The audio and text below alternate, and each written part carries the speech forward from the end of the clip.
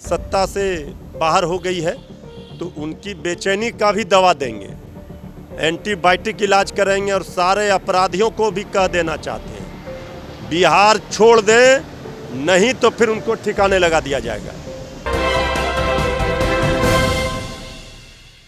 बेगूसराय गोलीकांड में कल रात 4 आरोपियों की गिरफ्तारी हुई, लेकिन अब फिर से बिहार में राजनीति शुरू हो गई है। बीजेपी का कहना है कि जो असली आरोपी है उनको पुलिस जो है बचा रही है। कई जगह धरना भी दिया गया है बेगूसराय में। इस वक्त हमारे साथ आरजेडी के प्रवक्ता मृत्युंजय तिवारी है।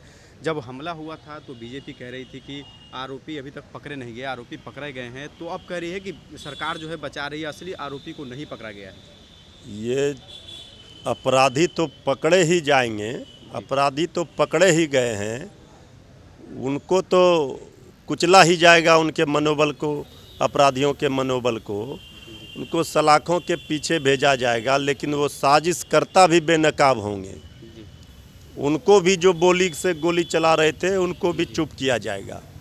ये बीजेपी के बातों का कोई नोटिस ले रहा? अब तो स्पष्ट दिख रहा है कि कौन लोग हैं जो बिहार का माहौल ख़राब कर रहे हैं। ये कोई सामान्य आपराधिक घटना थोड़ी ही थी, ये तो सरकार के लिए चुनौती था और एक एक चीज़ का पर्दाफाश होगा।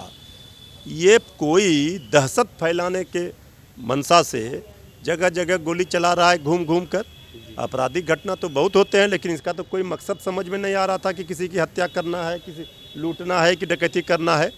तो बीजेपी वाले जिस तरह से बेचैन हैं 1 महीने के अंदर ही, तो कौन साजिश करता हो सकते हैं, क्या हो सकता है, किसका रचा हुआ ये षड्यंत्र और साजिश था, ये सब थोड़ा सब्र कीजिए।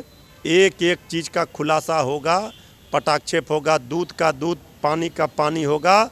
वैसे लोग भी बेनकाब होंगे जिनके सह पर, जिनके साजिश के तहत बिहार को बदनाम किया गया और इतने लोगों को गोली लगी है। इसलिए बीजेपी की बेचैनी तो समझ में आ ही रही है, सत्ता से बाहर हो गई है तो उनकी बेचैनी का भी दवा देंगे, एंटीबायोटिक इलाज करेंगे और सारे अपराधियों को भी कह देना चाहते हैं बिहार छोड़ दें, नहीं तो फिर उनको ठिकाने लगा दिया जाएगा। धरना दे रही बीजेपी, गिरिराज सिंह खुद कह रहे हैं। बीजेपी अब धरने न देगी, अब दिल्ली से लेकर पटना तक धरना देते रहेगी, उसके अलावा कोई उपाय नहीं। धरना पर आदमी मिलिए न रहा है, कार्यकर्ता पहुँचे न रहा है, तो वो धरना देकर क्या करेगी? ये धरना तो इनका परमानेंट चलेगा। एक सवाल है, कल मुख्यमंत्री नीतीश कुमार ने ये कहा था कि अगर हमारे सपोर्ट से सरकार बनती है केंद्र में तो सभी पिछड़े राज्यों को विशेष राज्य का दर्जा दिया जाएगा, लेकिन सुशील मोदी कह रहे हैं कि नहीं, नॉर्मल तेल होगा, न राधा नाचेगी। और जिस तरह से वो क्या बोलेंगे नहीं बोलेंगे, सरकार बनेगी तो जो पिछड़े राज्य हैं, बिहार हैं, उनको विशेष राज्य का दर्जा मिलेगा। सभी राज्यों में खुशी है सब जगह से। ये तो आदरणीय नीतीश कुमार जी ने संदेश दे दिया सभी पिछड़े राज्यों को, सबके साथ हित होगा। तो आदरणीय सुशील मोदी जी से, बीजेपी के नेताओं से पूछिए, डबल इंजन की सरकार में थे तो क्यों नहीं दे दिया पटना यूनिवर्सिटी को सेंट्रल यूनिवर्सिटी का दर्जा? कम से कम दे देते। दिए कुछ नहीं, खाली सत्ता से बाहर हो गए तो विलाप कर रहे हैं, छाती पीट रहे हैं। एक आखिरी सवाल है, वो कह रहे हैं कि लालू यादव ही जेडीयू को 2025 से पहले तोड़ देंगे और पूरे पार्टी को विलय करवा लेंगे। अभी तो पहले देश तोड़ने वालों को ठिकाने लगा दिया जी। ये भारत जलाओ पार्टी के लोगों का तो ठिकाने लगा दिया गया।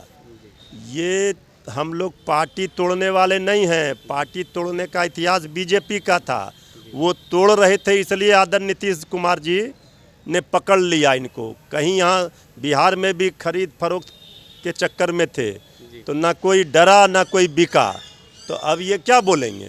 तो इसलिए ये तोड़ने वाली बात बीजेपी करती है। देख लीजिए गोवा में, देख लीजिए अरुणाचल में, मणिपुर में, महाराष्ट्र में, ये तो देश तोड़ने वाले लोग हैं, हम लोग तो जोड़ने वाले हैं। इसलिए हमारे साथ सात पार्टी जुड़े हुए हैं, उनके साथ एक भी लोग नहीं जुड़े थे, जो जुड़े हैं वो भी छोड़कर उनको चले गए।